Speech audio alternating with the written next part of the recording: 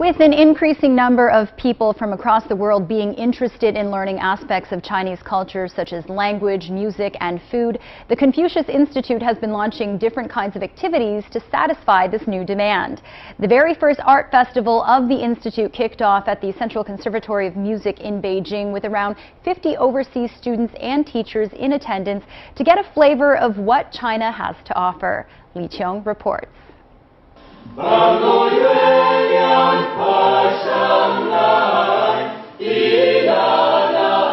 Music is sometimes the best way to start learning a second language and its culture. At the opening ceremony of the first Confucius Institute Art Festival, some of the people learning Chinese have decided to try out new instruments, which proves to be quite difficult.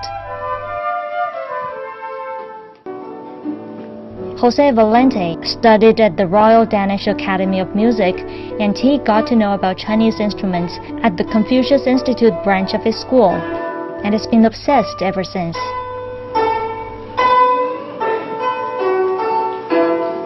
This Chinese theater performance is a result of his 6 months learning. My first academic year in Denmark, I learned Chinese language a little bit, beginner level. I learned Tai Chi, for example. I made a lot of chamber music with the erhu, with the yangqing, with the guqing, guzheng, a lot of Chinese instruments. Each summer, the Confucius Institute holds a music tour in China for the Chinese culture lovers across the world. The Central Conservatory of Music has been a major partner university. Music is a great way for communication among different cultures that are actually integrating. Many of the Chinese folk instruments such as the guzheng, the Chinese dulcimer and erhu were originally introduced to China through the Silk Road from the Middle East countries. They were later largely developed in China. We like to enable more people to know about our culture. Activities such as this have been frequently held by the Confucius Institute to get students pumped up about Chinese language and culture. The Confucius theories were introduced to the Western world over 400 years ago.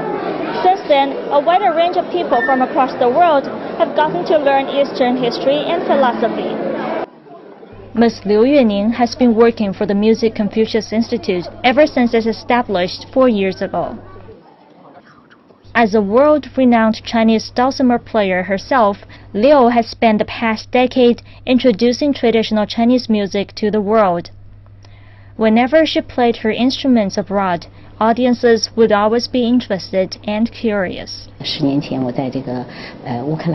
I can still remember the day when I played the Chinese dulcimer in Ukraine 10 years ago.